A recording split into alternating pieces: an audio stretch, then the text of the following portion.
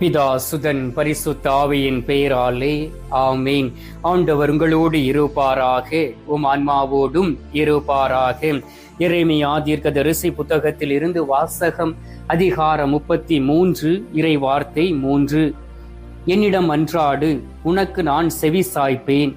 நீ அறிந்திராத மாபெரும் செயல்களையும் மறை பொருள்களையும் உனக்கு நான் விளக்கி கூறுவேன். ஆண்டவரின் அருள்வாக்கு. இறைவா உமக்கு நன்றி. கிறிஸ்துவுக்குள் பிரியமான என் அன்பு சகோதர சகோதரிகளே, நற்கருணை நாதருடைய பக்தர்களே, நாம் அனைவரும் ஆண்டவராகிய இயேசு கிறிஸ்துவுடைய உடலோடு இணைந்திருக்கின்றோம். எனவேதான் அனுதினமும் திருப்பலிக்கு கடந்து சென்று நற்கருணை நாதரை நாம் பெற்றுக்கொண்டு அவரை நம்மளுடைய உடலோடு இணைந்திருக்க செய்கின்றோம். எங்கெல்லாம் பரிசுத்தம் இருக்கின்றதோ அங்கே மூவொரு கடவுளும் ஒரே கடவுளாக இணைந்து உறைவிடம் அமைத்துக் கொள்கிறார்கள். இந்த நாளிலே நற்கருணை நாதர் உங்கள் நடுவில் உறைவிடம் அமைப்பதற்காக உங்களை தேடி வந்திருக்கின்றார். அப்படி என்றால் நாம் கடவுளோடு இணைந்து உறவாடுவது எப்படி என்பதை நாம் புரிந்திருக்க வேண்டும். கடவுளோடு உறவாடும் பொழுது நமக்கு கிடைக்கக்கூடிய பலன்கள் என்ன? கடவுளோடு பேசும்போது நம்முடைய வாழ்க்கையில் என்ன மாற்றங்கள் வருகின்றன?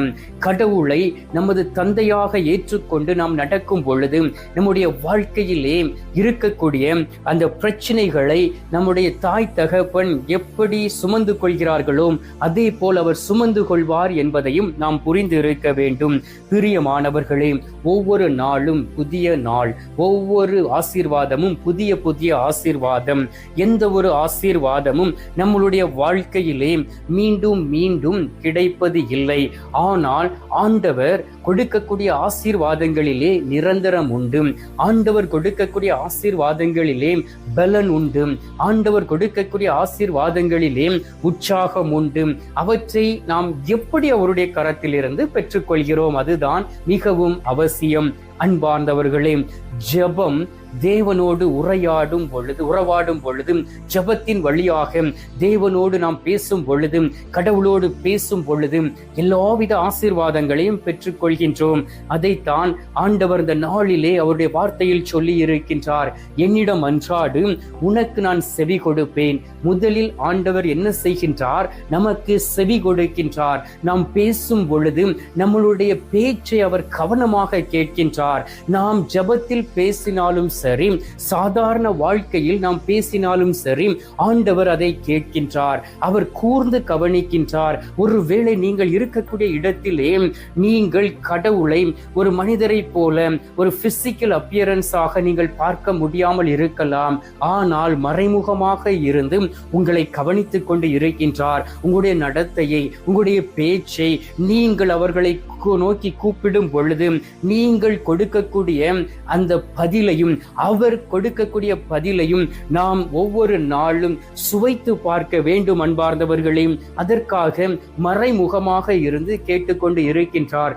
எனவேதான் எந்த ஒரு மனிதரையும் நாம் காயப்படுத்த கூடாது, கடின சொற்களை உறுதிருத்த கூடாது, நாம் மற்றவர்களை பற்றி நாம் குறை சொல்லி பேசக்கூடாது என்பதை ஆண்டவர் நமக்கு கற்றுக் கொடுக்கின்றார். அவ்வாறு இருக்கும் பொழுது என்ன நடக்குமாம் பாருங்கள். ஆண்டவர் செவி சாய்த்து விட்டார் என்றால், நீ அறிந்திராத மாபெரும் செயல்களை நான் செய்வேன் என்று சொல்லுகின்றார். உங்களுடைய எல்லைக்கு அப்பாற்பட்ட செயல்களை செய்வார். நீங்கள் எண்ணி பார்க்க முடியாத செயல்களை செய்வார். உங்களுடைய வாழ்க்கையில் நீங்கள் நினைத்து பார்த்திருக்க முடியாது. ஒரே நேரத்திலே எல்லாவற்றையும் மாற்றி கொடுப்பார். பாருங்கள், யோபுடைய வாழ்க்கையில் காலையிலே செல்வந்தராக இருந்தார், மாலையிலே ஒன்றுமில்லாமல் போனார். ஆனால் ஆண்டவர் ஒரே நாளிலே எல்லாவற்றையும் மாற்றி கொடுத்தார். எப்படி மாற்றி கொடுத்தார் பாருங்கள். ஆசீர்வாதத்தை கொடுத்து, நல்ல ஒரு மனைவியை கொடுத்து, 10 பிள்ளைகளை கொடுத்தார். 10 வருடமாக அவரோடு கூட இருந்து ஆசீர்வதித்தார். செல்வ சீமானாக அவர் உலாவினார். அதே போல் ஆண்டவர் மறை பொருள்களை வெளிப்படுத்துவார். தானியேலுக்கு மறை பொருளை வெளிப்படுத்தி அந்த அரசருடைய நடுவிலே தயவு கிடைத்து அந்த இடத்திலே ஒரு கவர்னராக அவரை உலாவி வர செய்தார். அவருடைய தெய்வம், தானியேலுடைய தெய்வம் நமது தெய்வம், அவரை வழிபடும்படியாக நேபுக்கத்நேசர் கட்டளையிட்டார். அன்பார்ந்தவர்களே, பாருங்கள், நீங்கள் வேலை செய்து கொண்டு இருக்கலாம், அரசாங்க அதிகாரியாக இருக்கலாம், பள்ளியிலே ஆசிரியராக இருக்கலாம், நீங்கள் நீதிமன்றத்திலே பணி செய்து கொண்டு இருக்கலாம், நீங்கள் தனியார் மயத்திலே பணி செய்து கொண்டு இருக்கலாம். உங்களை மேன்மேலும் உயர்த்துவார், கனவுகளையும் காட்சியும் கொடுப்பார், மறை பொருள்களை விலக்கி உங்களுக்கு சொல்லிக் கொடுப்பார். இதுதான் கடவுளுடைய பிள்ளைகளுக்கு, கடவுளை தேடுகிறவர்களுக்கும் கடவுளை நோக்கி கூப்பிடுகிறவர்களுக்கும் அவர் கொடுக்கக்கூடிய மிகப்பெரிய ஆசீர்வாதம். அன்பார்ந்தவர்களே, மத்தேயு நற்செய்தி 7:7 வாசித்து பாருங்கள். கேளுங்கள், உங்களுக்கு கொடுக்கப்படும், தட்டுங்கள், உங்களுக்கு திறக்கப்படும், கேட்போர் அனைவரும் பெற்றுக்கொள்கிறார்கள், தட்டுவோர் அனைவருக்கும் கொடுக்கப்படுகின்றது, தேடுவோர்கள் அனைவரும் கண்டடைகிறார்கள். எனவே இந்த நாளிலும் கூட நீங்கள் கண்டடைவீர்கள் என்று ஆண்டவர் வாக்கு கொடுக்கின்றார். ஆனால் நீங்கள் எப்படிப்பட்ட மனநிலையில் வந்து கதவை தட்டுகிறீர்கள், எப்படிப்பட்ட சூழ்நிலையில் வந்து ஆண்டவரை தேடுகிறீர்கள், எப்படிப்பட்ட நிலைமையில் ஆண்டவரை தேடி வந்து ஜெபிக்கிறீர்கள் என்பதை நீங்கள் அறிந்திருக்க வேண்டும். அன்பார்ந்தவர்களே, அதிசயங்களையும் அற்புதங்களையும் செய்யக்கூடிய தெய்வம், ஒவ்வொரு நாளும் நம்மை பலப்படுத்தி வழிநடத்தி கொண்டு இருக்கக்கூடிய தெய்வம், உற்சாகத்தின் ஆவியையும் பலத்தின் ஆவியும் தரக்கூடிய தெய்வம் இந்த நாளிலே நமது நடுவில் இருக்கின்றார். திரு பாடல்கள் 145 அதிகாரம் 18 வார்த்தையை வாசித்து பாருங்கள்.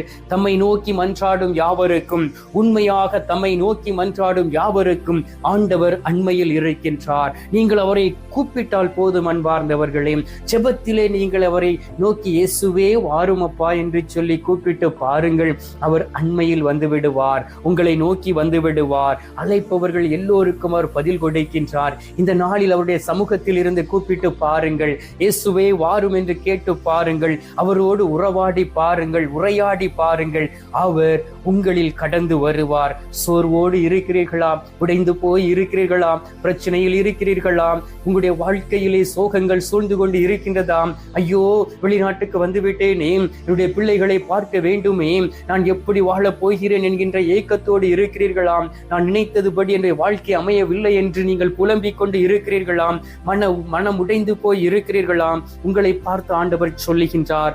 லூக்கா நற்செய்தி 18 அதிகாரம் 1 வார்த்தையிலே, மன சோர்வடையாமல் எப்பொழுதும் நீங்கள் ஜெபிக்க வேண்டும் என்றும் இயேசு அவர்களுக்கு ஒரு உவமையை கொடுத்தார். இயேசு ஒரு உவமை உங்களுக்கு கொடுக்கின்றார். என் மகனே, மகளே, நீர் சோர்ந்து போய்விடக் கூடாது, என் மகன் உடைந்து போய்விடக் கூடாது, என் மகள் பாவம் செய்து அழிந்து போய்விடக் கூடாது என்பதற்காகவே இயேசு உங்களை தேடி வந்து உங்களுக்காக சோர்வடைந்தார்.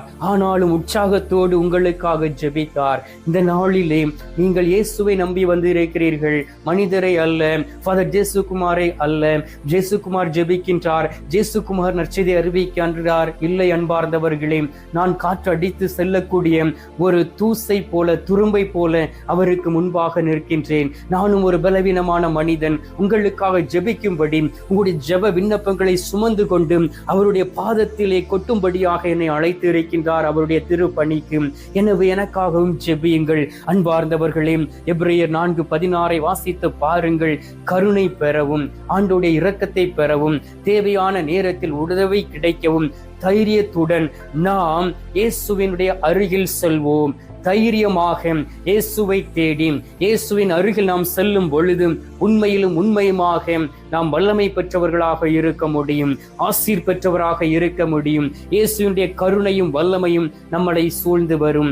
இந்த நாளிலே நீங்கள் நினைக்கலாம், நான் இவ்வளவு ஆண்டுகளாக ஜெபித்து விட்டேன், இந்த புதிய ஆண்டு ஆரம்பித்து 10, 15, 20 நாட்கள் ஆகிவிட்டன, இன்னும் என்னுடைய வாழ்க்கையில் இருக்கக்கூடிய இந்த பிரச்சனைகள் எப்படி மாறும், நாம் எப்படி இதிலிருந்து வெளியிலே வர முடியும், எப்படி எனக்கு ஒரு மீட்பு கிடைக்கும் என்று சொல்லி நீங்கள் கண்ணீரோடு இருக்கலாம், புலம்பிக் கொண்டு இருக்கலாம், வேதனையோடு இருக்கலாம், மன சோர்வடைந்து போய் இருக்கலாம். உங்களை பார்த்து ஆண்டவர் சொல்லுகின்றார், என் மகனே மகளே, ஜெபத்திலே என்னோடு உரையாடு, நான் உன்னுடைய வாழ்க்கையை மாற்றுவேன், உன்னுடைய சூழ்நிலையை மாற்றுவேன், உன்னுடைய பிரச்சனைகளை மாற்றுவேன், அதற்குரிய வழிகளை நான் கற்றுக் கொடுப்பேன் என்று சொல்லுகின்றார். இவை எல்லாவற்றிற்கும் ஒரு முக்கியமான காரணம் உண்டு.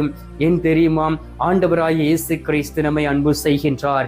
எனவே நாம் அவரை நோக்கி திரும்புவோம், அவருடைய வழியில் கடந்து வருவோம், அவரோடு பேசுவோம், அவருடைய கிருபையை பெற்றுக்கொள்வோம். அவர் நம்மை உயர்த்தும் பொழுது உண்மையிலே நாம் உயரடைவோம்.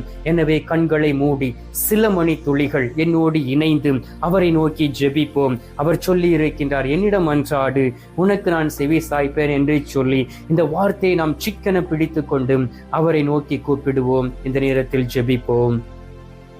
எங்கள் பரலோக தந்தையே, இயேசு கிறிஸ்துவை, தூயனல் ஆவியே, தகப்பனே, இந்த அருமையான நேரத்திற்காக, காலை பொழுதிற்காக, புதிய நாளுக்காக உமக்கு நன்றி சொல்லி உமை துதிக்கிறேன் அப்பா. இந்த காலை பொழுதிலும் நீர் எங்களை ஆசீர்வதித்து எங்களை உயர்த்தி எங்களை மேன்மையாக வைக்க எங்களை தேடி வந்திருப்பதற்காக உமக்கு நன்றி சுவாமி. ஆண்டவரே, நாங்கள் ஜெபத்தின் வழியாக எவையெல்லாம் கேட்போமோ அவை எல்லாவற்றையும் பெற்றுக்கொள்வோம் என்று விசுவசிக்கிறோம் சுவாமி.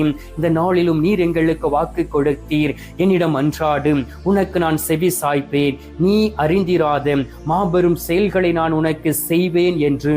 தகப்பனே, நாங்கள் எல்லோருமே ஏதாவது ஒரு விதத்தில் பாதிக்கப்பட்டு இருக்கின்றோம், பாதிக்கப்பட்டு மன சோர்வோடும் பலவீனத்தோடும் இருக்கின்றோம், பலவீனத்திலே பாவம் செய்திருக்கின்றோம், குற்றம் புரிந்திருக்கின்றோம். 1 யோவான் 1:7 சொன்னதுபடி இயேசுவின் ரத்தம் எல்லா பாவங்களில் இருந்து எங்களுக்கு விடுதலை கொடுக்கும் என்றும், உமது பரிசுத்த ரத்தம் எங்கள் மீது ஊற்றப்படுவதாக, மாசு மறுவற்ற ரத்தம் எங்களை தூய்மைப்படுத்துவதாக, உற்சாகத்தின் ஆவியை கொடுப்பீராக. இதுவரை பாவத்தில் வீழ்ந்து கிடந்த நாட்கள் போதும், பாவத்தில் அலைந்து திரிந்த நாட்கள் போதும், உண்மையோடும் உத்தமத்தோடும் நடந்து என் ஆண்டவரை மகிமைப்படுத்தி என் ஆண்டவருக்கு ஏற்ற ஒரு வாழ்க்கை வாழக்கூடிய அன்பு பிள்ளைகளாக மாறிவிட வேண்டுமாய்மை நோக்கி செபிக்கிறேன் அப்பா. ரூபா ரீலாபா சீலாபா டோராலாமா ஹாலாபா ஷராபா. இயேசுவே, உம்மை மகிமைப்படுத்துகின்றோம், உம்மை போற்றுகின்றோம். உமது வல்லமையினால் நீர் எங்களை தாங்கிக் கொள்வீராக. ஜெபத்திலே இந்த நேரத்திலே நாங்கள் எல்லாவற்றையும் பெற்றுக்கொள்வோம். ஏனென்றால் உண்மையான உள்ளத்தோடு உம்மை தேடி வந்து இருக்கின்றோம். கிமாலாபா ஷராபா துலாமா ஹலாபா ஷராமா துலாபா லாபா ஷராபா திலாமா ஹலாபா ஷராபா தலாபா. ஆண்டவரே, இந்த நேரத்திலே மன சோர்வு அடைந்திருக்கக்கூடிய பிள்ளைகள் அனைவரும் விண்ணகத்தில் இருந்து வரக்கூடிய ஆசீர்வாதத்தை பெற்றுக் கொள்ளட்டும். ஆண்டவரே, வல்லமையும் பலத்தையும் நீர் கொடுத்து இருக்கின்றீர். அவர்களுடைய வாழ்க்கையில் இருக்கக்கூடிய பிரச்சனைகள் மாறவும் உம்மோடு உறவாடக்கூடிய பலத்தையும் வல்லமையும் கொடுப்பீராக.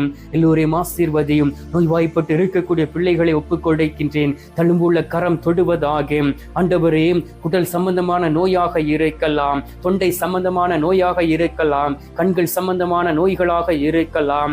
ஆண்டவரே, அவர்களுடைய இரத்தம் சம்பந்தமான நோயாக இருக்கலாம், இரத்தப்போக்கு நோயாக இருக்கலாம், தளர்ச்சியான நோயாக இருக்கலாம். எல்லாவற்றும் அது கல்வாரி சிலுவையில் ஒப்புக் கொடுத்து ஜெபிக்கின்றேன். பிள்ளைகளை ஆசீர்வதித்து நோய்களில் இருந்து விடுதலை கொடுப்பீராக. ஆண்டவராகிய இயேசு கிறிஸ்துவே, இந்த நாளிலும் கூட தகப்பனே, உத்திரிக்க ஸ்தலத்தில் இருக்கக்கூடிய ஆத்துமாக்களுக்காக ஜெபிக்கின்றோம். யாதும் அறியாத ஆத்துமாக்களுக்காக ஜெபிக்கின்றோம். மறக்கப்பட்ட ஆத்துமாக்களுக்காக ஜெபிக்கின்றோம். அவர்களுக்கு உமது திரு சமூகத்திலே நித்திய இளைப்பாறுதலை தந்துவிட வேண்டுமாய்மை நோக்கி ஜெபிக்கிறேன் அப்பா. இந்த காலை பொழுதிலே நீர் எங்களுடைய ஜெபத்தை கேட்டிருப்பதற்காக உமக்கு நன்றி. ஜெபத்தை கேட்டு பதில் தந்திருப்பதற்காக உமக்கு ஸ்தோத்திரம், ஸ்தோத்திரம், ஸ்தோத்திரம். மீட்பெரும் இரட்சகருமான இயேசுவின் திருக்கரத்தில் ஒப்புக் கொடுத்து எங்கள் தாய் கன்னி மரியாள் வழியாக ஜெபிக்கின்றோம். அன்பு தந்தையே, ஆமீன். பரலோகத்தில் இருக்கிற எங்கள் பிதாவே, உம்முடைய நாமம் அர்ச்சிக்கப்படுவதாக.